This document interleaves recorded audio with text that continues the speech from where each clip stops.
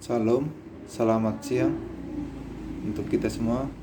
Perkenalkan, nama lengkap saya Yohanes Tangguwale, Fakultas Ilmu Sosial dan Ilmu Politik, jurusan Sosiologi, NIM 16340-348. Saya akan membahas tentang menghukum pengambilan keputusan mengurai enigma. Sejumlah besar beasiswa dan pekerjaan reformasi telah terkait dengan masalah pengambilan keputusan hukuman. Namun, itu tetap menjadi teka-teki. Bab ini berpendapat bahwa ini karena lapangan dominasi oleh ketidaksabaran untuk menentukan solusi tentang bagaimana itu harus reformasi. Untuk menyangkal perlunya reformasi, namun ketidaksabaran ini diwartakan solusi normatif menghalangi pemahaman yang lebih dalam tentang realitas pekerjaan hukuman harian. Hukuman beasiswa dan pemikiran kebijakan didominasikan oleh asumsi yang beroperasi dalam bayang-bayang reformasi hukuman dan terbungkus dalam paradigma individualisme otonom yang lebih luas. Pertama, hukuman kerja bersifat interpretatif yang terhindarkan. Kedua, hukuman perbuatan keputusan pada kenyataan bukanlah momen tunggal yang ditentukan sendiri oleh hakim, tapi proses yang melibatkan berbagai praktis berkontribusi secara kolaboratif. Ketiga, hukuman dihasilkan oleh kinerja peran dan cita-cita.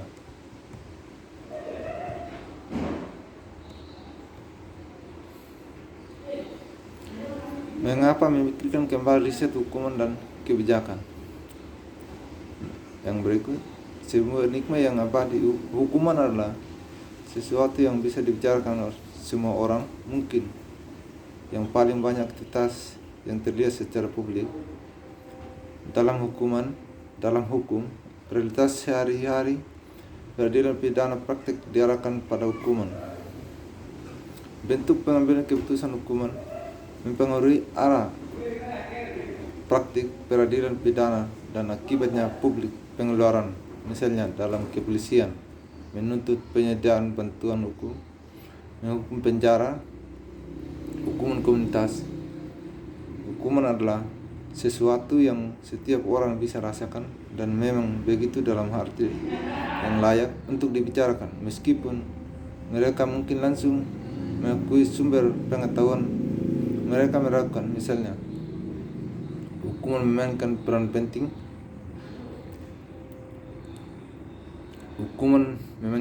penting fungsi demokrasi dalam memberikan kesempatan pada orang-orang untuk berdiskusi, bertukar dan memperdebatkan pertanyaan tentang legitimasi dalam pelaksanaan kekerasan yang sah. Buku ini berpendapat bahwa saatnya untuk memikirkan kembali bagaimana kita mengundang dan mempresentasikan menjatuhkan hukuman pengambilan keputusan hukuman. Proses sudah mengungkapkan hal itu. Individualisme otonomi yang memiliki properti adalah hiasan utama dari kedua reformasi yang progresif. Pertama, ini mengungkapkan bagaimana hiasan ini diproduksi dalam konsepsi ilmiah dan kebijakan pengambilan keputusan.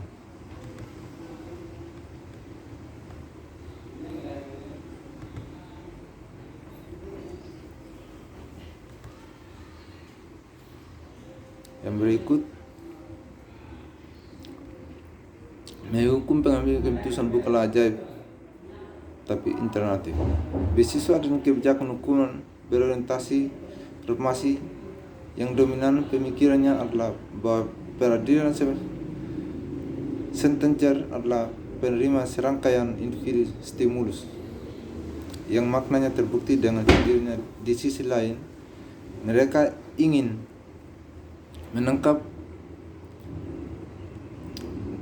melakukannya dengan menyangkal kemungkinan bahkan keinginan dari penjelasan penentuan pengambilan keputusan oleh hakim individu yang bijaksana. Misalnya, sebuah alternatif pendekatan memfokuskan perhatian kita pada mempelajari cara-cara yang praktis makna dibuat melalui koneksi antara informasi yang mungkin dipisahkan secara resmi. Ini membutuhkan fokus pada pembuatan akal dan komunikasi. Pengertian itu sebagai aktivitas rutin, interaksi antara kode petunjuk dan isyarat. Berikut, hukuman adalah prosesual. Keputusan hukuman adalah momen formal mengucapkan hal tersebut merupakan konsekuensi dari agenda yang telah ditetapkan sebelumnya dalam pidana proses, seperti polisi, penuntutan, pengambilan keputusan, pembelaan, dan mendapatkan. Dengan demikian, hukuman secara empiris merupakan aktivitas kolaboratif di antara sesuatu tentang profesional memberi sinyal makna satu sama lain. Untuk alasan ini, saya akan melakukannya mengacu pada menghukum profesional dan menghukum pekerja untuk menunjukkannya ini jangkauan yang lebih luas dari kontribusi yang saling berhubungan dengan proses tersebut. Berikut, hukuman apakah formalitas? Kayaknya kami dari aturan tindakan kami terus melakukan peran yang dibutuhkan dari kami dan menilai satu sama lain melawan peran itu. Untuk menjelaskan hal ini, pertimbangkan ilustrasi para sarjana yang mengkonseptualisasikan gender dalam kehidupan sosial, menunjukkan bagaimana kita tampil melalui segudang biasanya tidak sadar dan setelah sadar gerakan bergaya bahasa, modulasi suara, perilaku, kiprah, sikap. Apa artinya menjadi pria, wanita, anak laki-laki, perempuan sejati. Demikian juga cara melakukan berbicara bertindak seperti apa yang diharapkan menjadi peran seperti ibu dan ayah. Ibu yang tepat dan ayah nyata. Jadi menganggap kinerja sebagai semacam kepura-puraan. Misalkan konsepsi asosial sebelumnya tentang orang-orang pada dasarnya otonom individu yang sudah ada sebelumnya, yang hanya memiliki berkumpul bersama untuk alasan mental. Namun, sangat dalam tertanam adalah persyaratan sosialitas yang mereka buat sendiri. Tidak ada esensi nyata dari individu ini yang berada di dalam atau di luar diri yang bangun secara sosial. Profesional memiliki untuk belajar dengan cara yang lebih spesifik dan sadar diri disarikan dari yang lain masyarakat, kerajinan komunikasi khusus, peran khusus mereka, dan hierarki. Bagaimana melakukan ketidakberpihakan dan otoritas. Untuk contoh, mengikuti penelitian dan kebijakan diduga individualisme otonom. Hukuman besusah dan pemikiran kebijakan didominasikan oleh pertempuran yang sedang berlangsung antara dua kubu yang sangat berlawan. 2. Tradisi tersebut berakar pada paradigma individualisme otonom berpusat pada hakim sebagai individual tunggal dan mandiri yang alamiral, memiliki kebebasan kecuali kebebasannya diganggu dengan eksternal. Paradigma ini selanjutnya direfleksikan, dipertahankan oleh konsep psikokosmok. Hukuman yang lebih luas terdiri dari individu otonom dari diri bertabrakan satu sama lain. Setiap entitas tetap pada dasarnya tidak berubah diri dimiliki, mempertahankan karakteristik.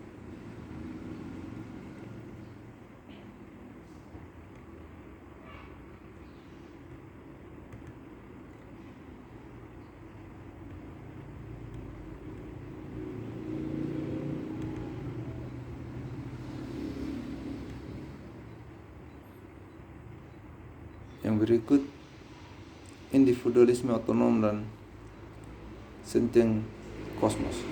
Berbicara secara budaya, teori umum tentang kosmos, termasuk tempat manusia di dalamnya, meletakkan segala sesuatu pada tempatnya.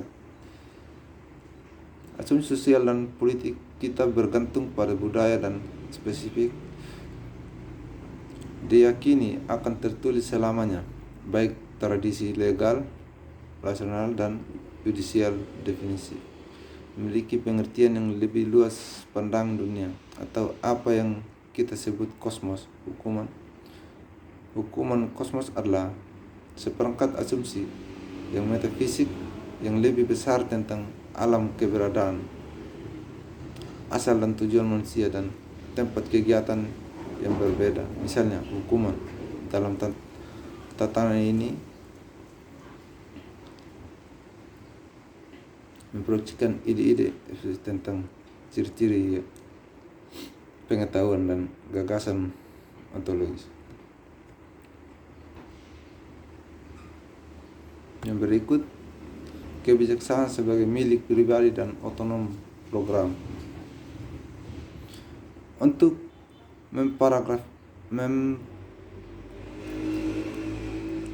memparafrasasikan kebijaksanaan dianggap sebagai sesuatu yang hakim memiliki hak untuk menggunakan dan menikmati tanpa gangguan. Itu yang membuat dia seorang hakim dan menjamin kemerdekaan dan keamanan. Sekian dan terima kasih. Itu hasil review saya. Terima kasih.